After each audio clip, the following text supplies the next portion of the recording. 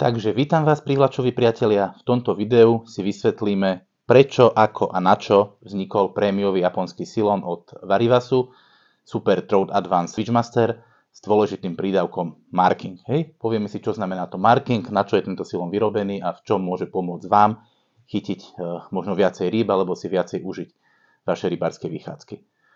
Tento silon bol vyrobený, ako napovedá názov, Twitchmaster, špeciálne na twitching.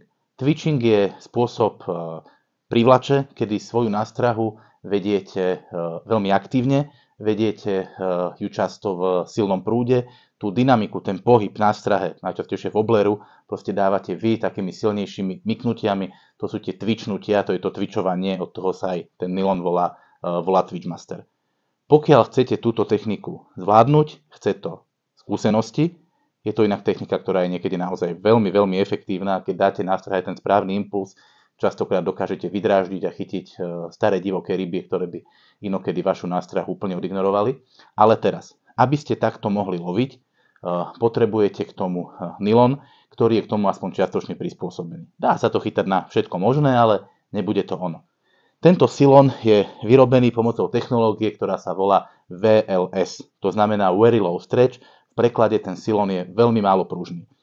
Vaše výhody dokážete naozaj cítiť nástrahu.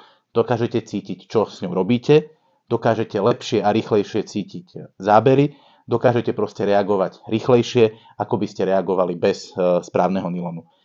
Nehovorím, že ten pocit je totožný, ako keď lovíte zo šnúrov, silon vždycky určitú prieťažnosť má, ale zase rovnako má aj nylon oproti šnúre mnoho výhod. Takže pokiaľ radi lovíte na nylon, ale nevyhovuje vám to, že väčšina nylonov prúži, zoberte si silon, ktorý bude označený technológiou VLS. Takto to značí Varivas a je to naozaj veľmi praktická vec. Okrem tejto technológie je dôležité, aby mal silon, tak ako aj tento, správne povrchové úpravy. Proste pokiaľ chcete chytať divokú rybu, veľkú, na rieke, potrebujete, aby bol silon odolný voči oderu. Dneska vám každý silon napíše, že je proste oderu vzdorný, bezpamäťový a milión ďalších vecí, ale nepovie vám prečo, akou technológiou to dosiahli. SPVčko je špeciálny poťah, po anglicky coating, ktorý proste slúži na to, že silon mimo to, že má lepší odier, je hladkejší, čiže s ním dokážete ďalej nahodiť a predĺži vám to jeho životnosť. Okrem toho, to už sú len také drobnosti, ale ako je farba silonu alebo nylonu, podľa toho, ako to voláme, tento nylon sa však s týmto vyhral za mňa úplnej dokonalosti.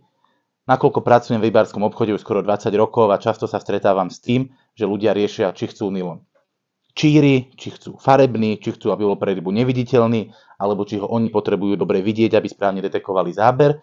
Tento nylon to vyriešil úplne šalamúnskym spôsobom.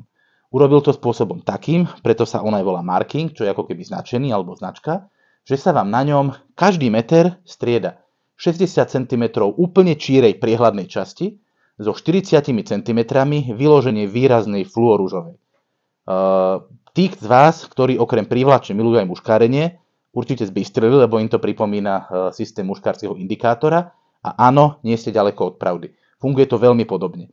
Vy, to je taký náš tip, uviažte nástrahu na tých 60 cm čírej, čistej časti. A tých 40 cm si nechajte vy ako indikátor. Perfektne vidíte, kade vediete nástrahu. Vidíte prekážky, vidíte, ako máte položený silon a dokonca, čo je každému jasné, ten záber skôr vidíte častokrát očami, než ho cítite v ruke. Takže mať silon, ktorý je vybavený takouto indikátorovou schémou, naozaj nie je na zahodenie. Okrem tohto, ako už u Varivasu býva zvykom, tie nylony sú väčšinou fakt, že vyladené tým, že je to prémiová kvalita do posledného detailu, tak je spôsob navíjania. O tom sa nechcem moc nejako rozhovoriť. V princípe ide jednoducho o to, ako je nylon pri navíjaní uložený na cievku. Vám ako zákazníkovi to poskytne výhodu v tom, že si silon oveľa, ale oveľa pohodlnejšie dokážete naviť doma a na druhú stranu dokážete tiež zabrániť tomu, aby bol silon, keď ho vy vytiahnete z krabičky a z cievky a si ho navíjate, aby bol nejaký defektný. Skúsim vám o tom hodiť nejakú jednoduchú grafiku sem do videa, aby ste si to mohli pozrieť. Myslím si, že o tomto nylone je to všetko. Za mňa, pokiaľ chcete vyskúšať nylon na aktívne vedenie nástrahy na divokú vodu, proste niečo na pstruhov, na pekných potočákov, tak dajte určite tomuto nylonu šancu. Pokiaľ máte radi twitching a naozaj si to chcete vyskúšať viesť wobblera v silnom prúde, aktívnym vedením, povedal by som, že na trhu je málo lepších silonov ako tento. Vyskúšajte ho, budem rád, keď nám napíšete niečo aj do komentára a som rád, že som vám to mohol vysvetliť. Ďakujem.